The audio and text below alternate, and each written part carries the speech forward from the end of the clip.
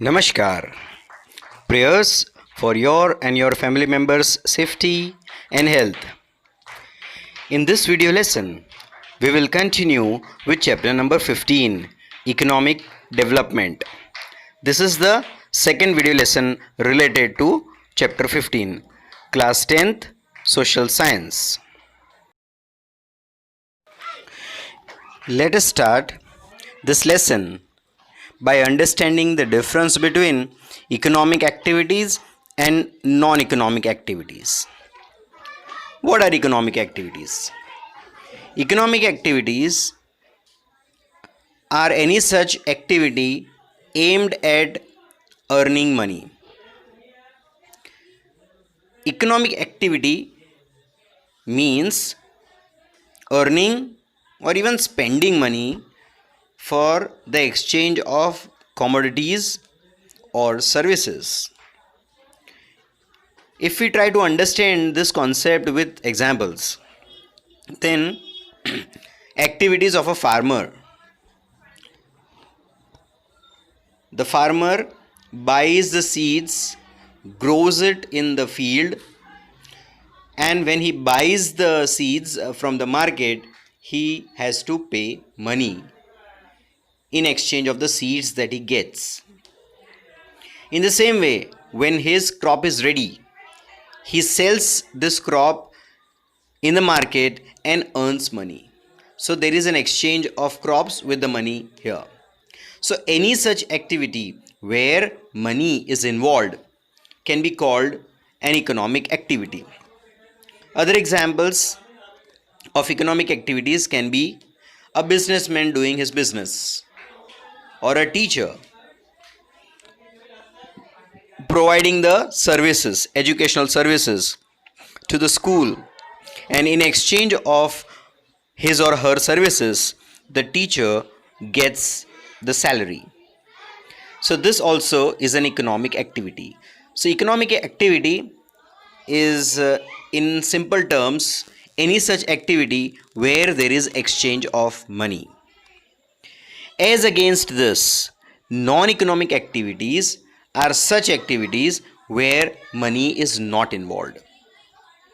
Activities that are not aimed at obtaining an income or reciprocate something indirectly are called non-economic activities. For example, a mother taking care of her child. So when mother is providing her services by nurturing the child is not giving money in exchange. Neither is mother expecting any money in return. So this is purely a non-economic activity where money is not involved. Mother is taking care of her child. In the same way, the social activities of social service by a social worker, it is a sheer passion of the social worker that the social worker wants to help the society, and in return the social worker does not charge any money. So such an activity can also be grouped under non-economic activity. I hope you have understood the difference between economic activities and non-economic activities. Let us move further. Now let us try to understand yet another concept of economics. There are various economic activities that are carried out in a country, and those economic activities can be clubbed under three sectors. So the structure of Indian economy, if we have to understand, there are three sectors of Indian economy and they are classified in three sections. Number one, primary sector activities. Number two, secondary sector activities. And number three, service sector activities. This classification of economic activities is recognized as commercial structure. All the three sections and activities included in them may be discussed as follows. The first one, the primary sector. As the name suggests, the primary activities are such activities which are connected to the earth, Mother Nature. Like for example, agriculture, the farmer farming and cultivating the crops in the farm. This activity is clubbed under primary sector activity. Any other activity related to agriculture, for example, cattle rearing, cattle breeding, fishing, poultry farm, even collection of forest products and mining of raw materials. See, all these activities are connected to the nature. With the human effort, nature is explored. For example, the farmer cultivating the crop using seeds, nature, land, nature, water, nature. A person collecting forest products from the forest. Forest is the source, that's nature. Mining activity, where minerals are dug out from the earth, that is nature. See, all these activities that are related to nature, directly with the efforts of human beings, nature or the natural products are taken. Such activities can be said as primary sector activities. The next is secondary sector activities. Now, in simple terms, activities which are carried out in the industries and factories are secondary sector activities. So, small or large scale industries, factories, construction, electricity, gas, water supply, etc., all these things are secondary sector activities. This section is also acknowledged as industry, which includes production from small pins to gigantic machines. Here we are not directly dependent on nature.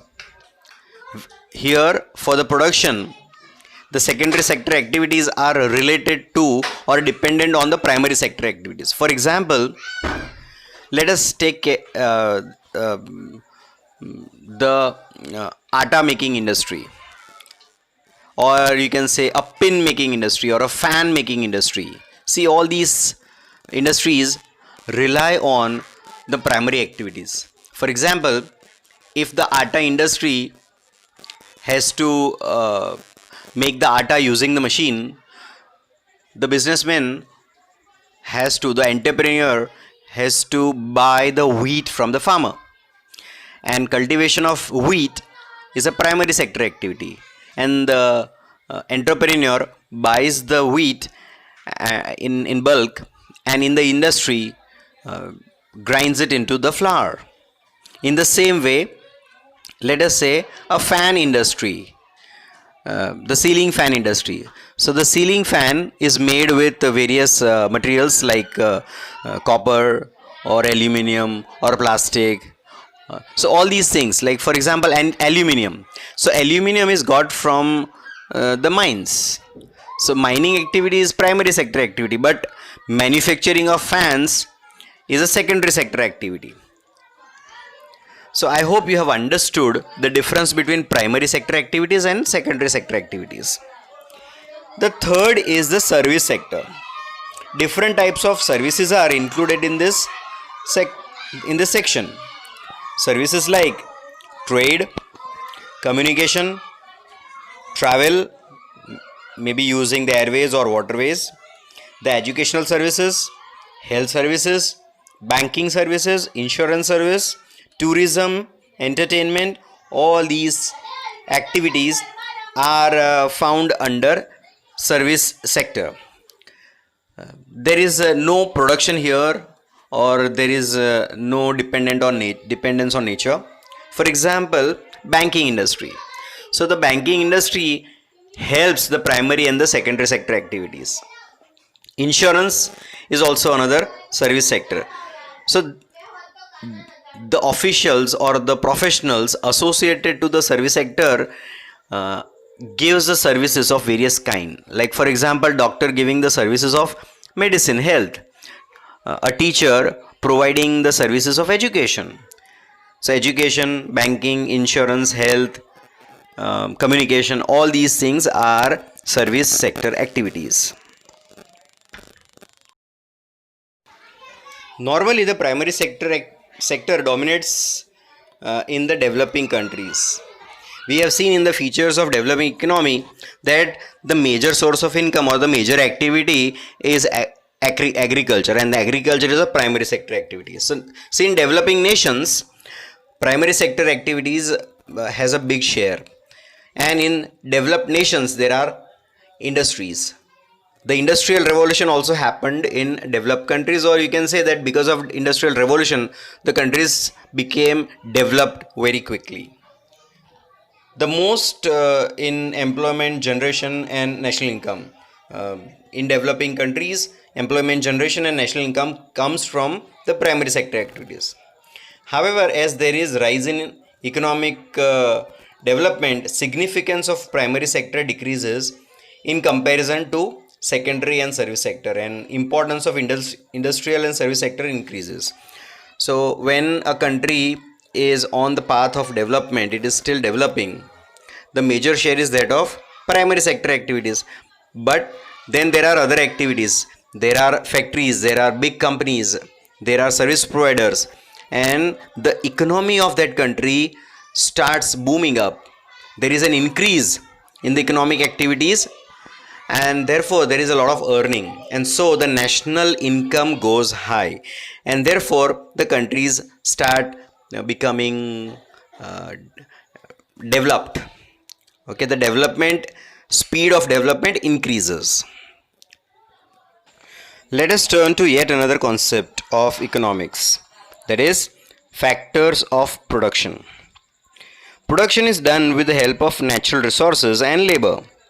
Different types of tools are used for production, and all these things which are required for any production activity can be clubbed into four different parts. Which are those four different parts? They are: number 1, land; number 2, capital; number 3, labor; and number 4, entrepreneurship. Number 1, land. In normal sense, land is the upper layer of the surface of the earth. So that is a geographical concept. But in terms of economics, land means different types of natural resources. And these resources could be forests, rivers, mountains, minerals present in the interior of the earth, metals, etc. All these things, they are there. Thus land is a natural tool for production. Various economic activities are based on land only, like for example farming. For that, land is very important. If one has to set up the industry, then land is required. One cannot construct a building, or one cannot construct the industry in the air. So land is a very important factor of production. Second is capital. Human made instruments are helpful in the production process. For example, instruments, tools, houses or buildings, all these things are included in capital. It's kind of a property or an asset, it's an investment, you can say money. So all these things are required to start a business. Like you require a lot of money to start a business, one requires money to do agriculture. So any economic activity requires money, which is capital. But apart from that, even the house or the tool can be called as a capital. The third is labor. Now labor does not mean only the physical work done by the laborers. Okay, it can be mental work as well. So labor means mental or physical work done with the aim to obtain monetary gain. So any effort put by the laborers, any efforts put by the engineers, any effort put by the farmer. So all these things can be termed as labor. Work of farm laborers, workers, teachers, doctors, artisans, etc. can be called a labor. The number fourth is entrepreneurship. Now, the person who efficiently combines the three factors, that is land, capital, and labor, that person is called an entrepreneurship. And the skill of the entrepreneur is called the entrepreneurship. The person who manages all the three, that is land, capital, and labor, that person is called an entrepreneur. And the skill of the entrepreneur, the skill of that person who manages the entire activity, economic activity, that skill is entrepreneurship. The process of coordinating the three factors of production, that is land, capital, and labor, in a profit making process is called entrepreneurship. And see, for being a successful entrepreneur, profit is very important. Any activity which is done, if one has to look from the economic angle, any economic activity has to generate profit. Otherwise, what is the point of running a business, or what is the point of doing some work if one has to make a loss, if there is no economic gain? So the entrepreneurship should be such that there is success, there is earning. A successful entrepreneur manages the land, capital, labor using the skill of entrepreneurship to make the profit in the economic activities. I hope you have understood this. Let us end the video session here. We will continue further in the next video session. Till then, bye. As homework, you can read the chapter and jot down the points that we discussed today. Bye. God bless you.